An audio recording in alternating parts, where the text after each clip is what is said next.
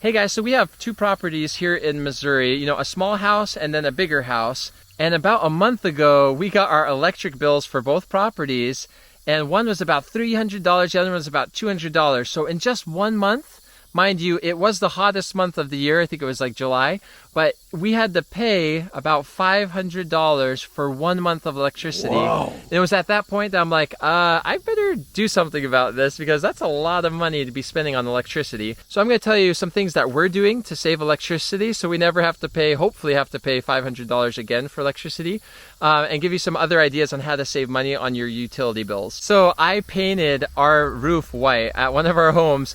I got this, elastomeric paint, cost $95 per 5-gallon bucket. I got about 6 or so buckets, so spent about close to $600, and I put like 2 coats on our roof. I'm actually almost done. I need to finish putting on the second coat. But guys, instantly, that makes the house so much cooler. I mean, to me, it seems like it's the difference between having a house right in open sunlight or having the house under a bunch of shaded trees. It's the same like temperature outside technically, but it makes it so much cooler if you're in the shade, right? Before I painted the roof, it was just black asphalt shingles, and I would touch it and it would be burning hot. In fact, it would like almost burn through my really cheap foam shoes or whatever. The roof up there could be, 160, 170 degrees Fahrenheit in the summer when the sun's blaring on it. But we paint the roof white, and now it's never gotten hot. It's gotten a little warm when it's super sunny all day, but you put your hand on there, it doesn't burn you at all. It just feels a little warm. That heat, instead of being 160 or 170 degrees, it might only be 100 degrees Fahrenheit on top of your roof. And then your attic, might be 30 or 40 degrees cooler. And then a lot of that heat kind of radiates down through your ceiling. And then your ceiling might be, 5 to 7 degrees cooler.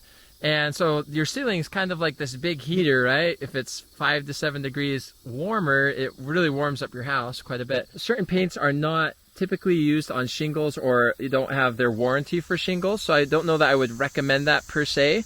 I did that on our house, and I honestly feel like our shingles are going to last longer because they don't have all the heat, and it's a very tough, strong, durable seeming paint. If you don't want to spend, $500 to $700 or $500 to $1,000 to paint your roof white, you can actually whitewash your house for only probably less than $100, maybe $50.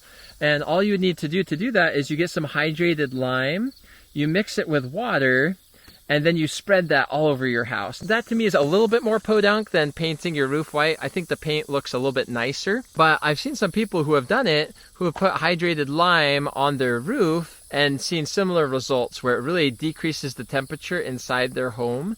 I think there was like a whole town in India that maybe put lime on all the roofs, to cool down their buildings. Maybe they didn't even have AC in their buildings at all.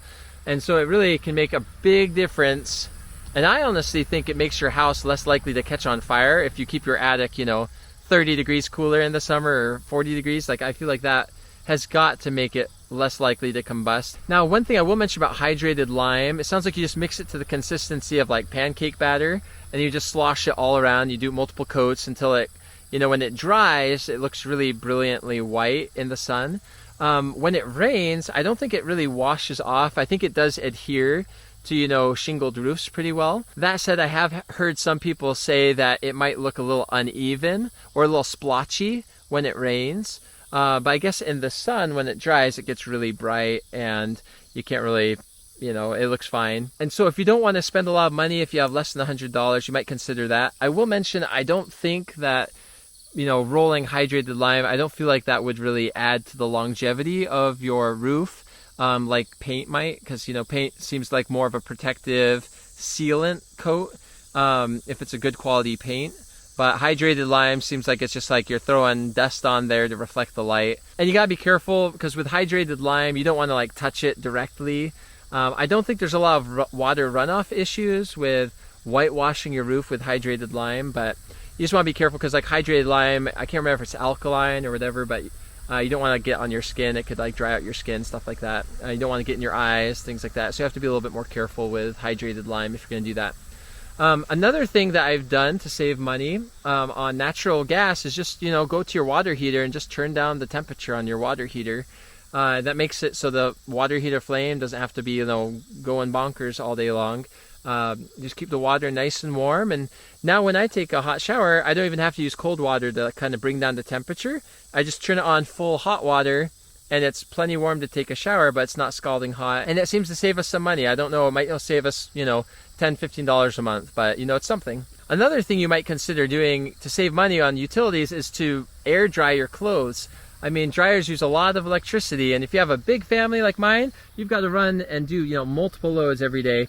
And if you have a clothesline, clothes dry really well outside if it's not, wet and rainy or whatever. If you put them outside in the sun, you can dry multiple loads worth of laundry in the same time it takes to dry one load in the dryer. And you don't have to pay for any electricity. The sun and the wind does all the hard work. So that's definitely something to consider. If you have the space for a clothesline, you might consider putting up a clothesline. An obvious thing you can do to save money on utilities is just to, turn up your thermostat in the summer so you don't run the AC as much, and then turn down your thermostat in the winter so you don't run your furnace as much. I also got a wood-burning stove. We have a lot of trees in this area. We have a lot of trees that we've had to clear out to make room for other trees, and so we've got a big stack of firewood. In fact, over there behind me, you can maybe see a little bit, but there's a lot of wood over there that I'm turning into firewood. I'm actually going to stack it in this one of these IBC tote frames. I'm going to stack a bunch of firewood. But my family filled up, I don't know if it's a 500-gallon propane tank here, but it costed, I think, about $1,000 to fill it up with propane. And we've got a massive amount of wood that we don't have to pay anything for. We just have to split it and store it, and then have a wood-burning stove set up, where we can put it in and keep the house warm in the winter. Even if there's an EMP, even if we aren't able to afford gas, we'll be able to keep the house warm with a wood-burning stove. And then one other thing you might consider doing, I've had friends and family do this with great success, is to get, maybe a few $100s worth of blow-in attic insulation. It could be cellulose or fiberglass, and then rent a machine for a day. And I've heard it's really quick. Like, you can blow in like a half a foot of insulation everywhere in your attic, and it only takes like a couple hours to do. So I've heard it's extremely quick and efficient, and very cost efficient.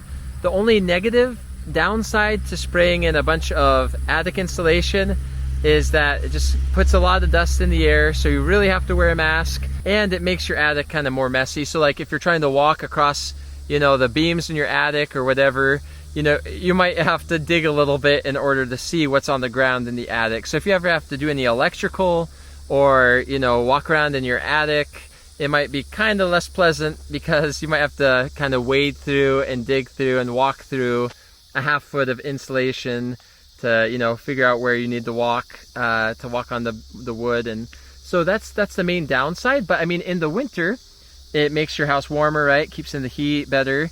In the summer, it keeps the cool end better too when you have an AC. That makes a big difference. Only takes a few $100s up front to do it, only takes half a day to do it, and then your house is warmer and cooler and better insulated for the rest of the life of the house. So I definitely would recommend thinking about that. Anyways, thanks for watching this video. I hope these money saving tips were helpful for you. If you have any other thoughts on how to reduce your utility bills, on the other hacks or tips, go ahead and leave it in the comment section below.